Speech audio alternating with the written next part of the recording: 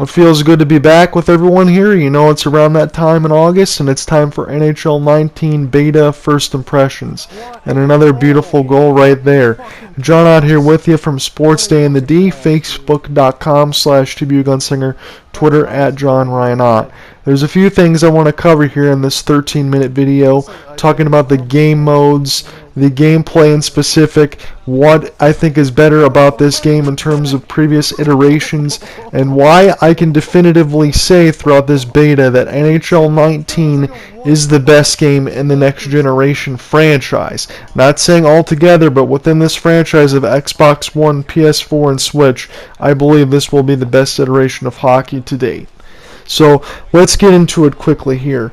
So to talk about what's new in this game, you're going to notice in this beta the World of Chell. And what the World of Chell essentially is a hub that stores game modes of 1s, which is new to NHL 19, 3s, and the EA Sports Hockey League. Also in the beta you have the standard online versus. So essentially don't get confused by the name World of Chell. It looks a little different in terms of the menu and things like that, but essentially, like I said, it's a hub to store. So when you start the game in specifics, you're going to get a chance to customize your play, and you're going to notice some beanies and parkas and things like that. Those are just aesthetic things to be able to play 1s, which is a 1v1v1 free-for-all to score some goals and rank up and get equipment. So don't be confused by the menus and things like that.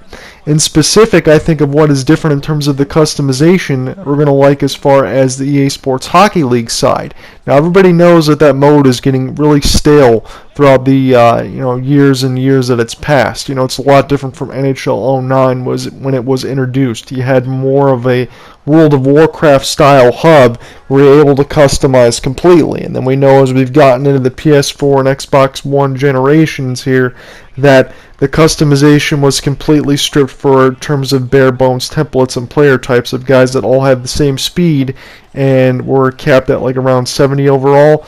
Now finally EA has thrown a bone, and I will give them credit for that, to at least try to implement something to make the game not as stale to terms of just player types, but you're also able to have a little bit more customization where you can finally include height and weight. They finally put that back in there where it changes your stats across the board, and you can have two traits, a primary and a secondary, which affects your stats differently, and a specialization at the end in terms of what you can customize. So there is a little bit more customization rather than the bare bones nothing templates, so it is nice to see that that has been improved. Now what I want to talk about here now is the gameplay, and what you're really going to notice between NHL 19 and this beta so far is the RPM that EA has been hyping within these last few weeks, and that stands for real player movement. What that's going to allow supposedly is players to be able to make some better cuts, get better angles, and have a sense of speed, so not as many guys catch you on the breakaway when you should have a few steps, and be able to make more quick turns, and be able to have more control of your player. And suffice it to say, right now I can actually agree with them in terms of that. I think the RPM, the real player movement, has been a big improvement as far from 18 and 19 as far as your player moves, because I do feel like I have more control player movement and there's more fluidity. In turn, that does give a little more creativity as far as the amount of goals and things that you can score, and it does feel good. And essentially when I first started the game and I played an initial online versus here against the CPU with a couple of my buddies here, you notice that the gameplay between NHL 19 plays a lot faster than its previous iterations. And I think that's a good thing. It does replicate the pace of play in hockey, and it's supposed to be fun. It's supposed to be a thing where you can go ahead and body check people, score some goals, play at a high pace, and have some frantic excitement. And I think NHL 19 so far, of what I noticed in this beta, does a lot better job of replicating the action on the ice. Now, we need to talk about something here that's very important, and in terms of the gameplay, as much as I like the skating and everything else, we have to talk about something in this beta in terms of the penalties. The poke check is something that people want to argue about from left to right, whether it's the poke check spammers that should be in trouble for taking some penalties because they're just recklessly using a poke check, or it's just too overpowered, or it bounces the puck too much, or it doesn't bounce the puck at all. It's just been something that's been a bugaboo for this series for a very long time. And now in NHL 19, I think the poke check is one of the all-time worst it's ever been in the series. Now, that's not to say I don't think it's going to get patched when the retail game gets shipped out next month, but it is an incredible flaw. And it's something that people will still argue, and I happen to think that they got to be EA employees at this point, but if they would still argue that this poke check actually works, they couldn't be more wrong.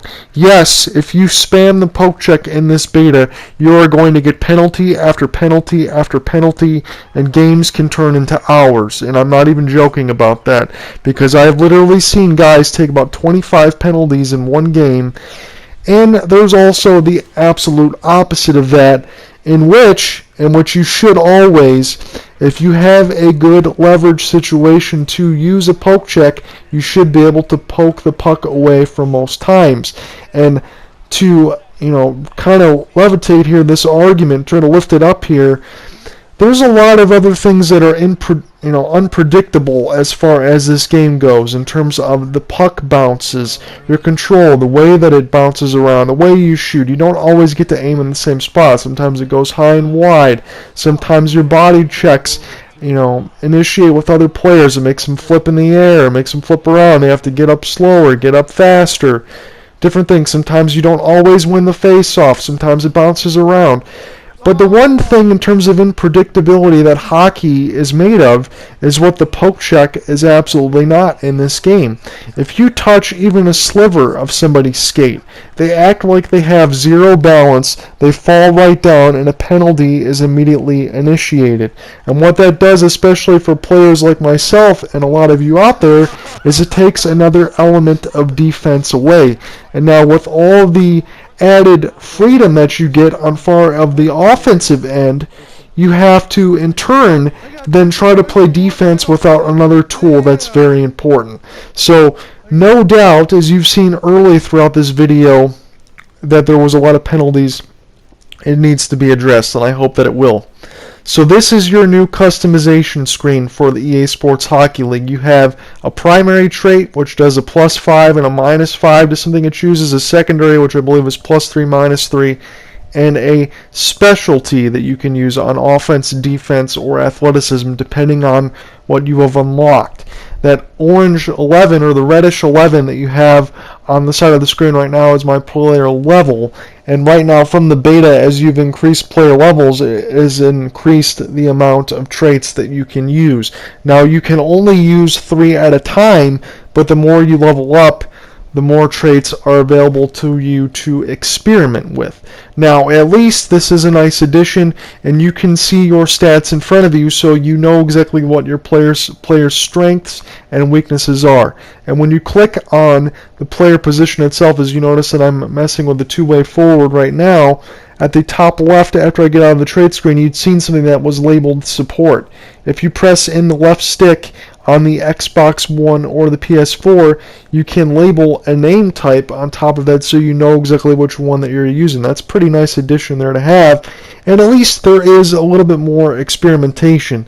So you have your, see if I can go through this quickly here. You have your playmakers, your snipers, your power forwards, your two-way forwards, your grinders, your enforcers, danglers, and I might be missing something for the offensive players. And then on the other side you have, puck moving defense, offensive defensive defenseman, two-way defenseman, and an enforcer defenseman.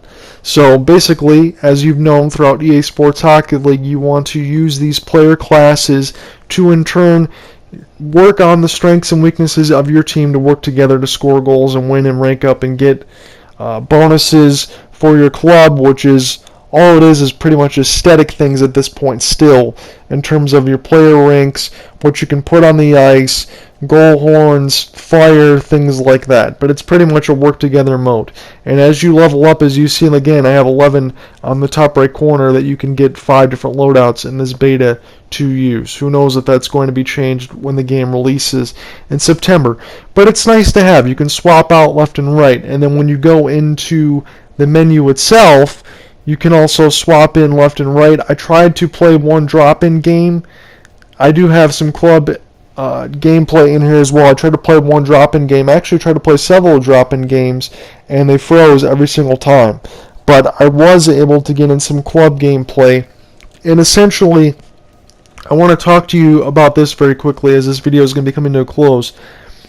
When you're playing, essentially you want to play this game mode, everybody knows, as a 6-on-6, and if you have less people, 3-on-3, with a goalie.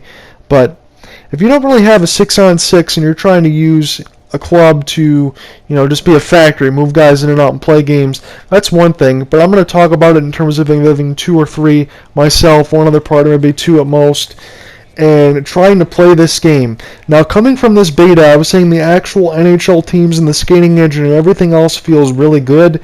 But when you're playing in the EA Sports Hockey League and you're a small club or 2s or 3s and you're playing with bots, it's shockingly how much from the beta that the gameplay actually feels good when you're playing with normal NHL teams. Now everybody knows the same problems that you've had with the EA Sports Hockey League and the dumb AI and things like that. It's even more prevalent because there's been some improvements on the ice as far as the NHL style type of game. Going in there from the EA Sports Hockey League, it makes the AI seem even worse. And in my playtime, remember I used to play a lot of games, not as much on the stuff from the PS4 and Xbox One, but between NHL 16 and 17, probably got about a few hundred games in there. Essentially, when I'm playing NHL 19 with a small group of friends now, again, even more, it's essentially just a race of equipping snipers to start the game, getting the right side wrist shot, and letting it go. Yes, you want to be able to move the puck around, and people are going to be able to take more penalties for the way that everything is set up right now. But essentially, I still get the feeling that it's a race to get those wrist shots, set stuff up again, get the wrist shots again, and move stuff around just to get you open enough again so that your teammates can use those same shots. So the variety and the amount of goals that you would be able to get with bots, all over there, might be a little bit less than what you are used to. Still a good game mode, but something I probably encourage people, if they can have a larger group and not turn it into a factory, but get a group of friends to play with you, I think that you'll be able to find some fun with it. But I'd find that besides for the previous customizations before you actually start the screen, that not much has actually changed on the EA Sports Hockey League game type. Right here you're seeing the ones, which is a free-for-all. I'm in blue here. And I think so far throughout this ones, I think it's smarter to take a small power forward to be able to go left and right, get some shots, knock people off the puck. You've seen I got a 2-for-1 there. I've gotten several 2-for-1s throughout this fighting and the games and everything else. The actual hitting in this game feels really good, and it's a lot of fun. And the beta has been an improvement, but there is some things that you got to find in the poke check. So I hope that that's useful. I'll talk to you guys soon.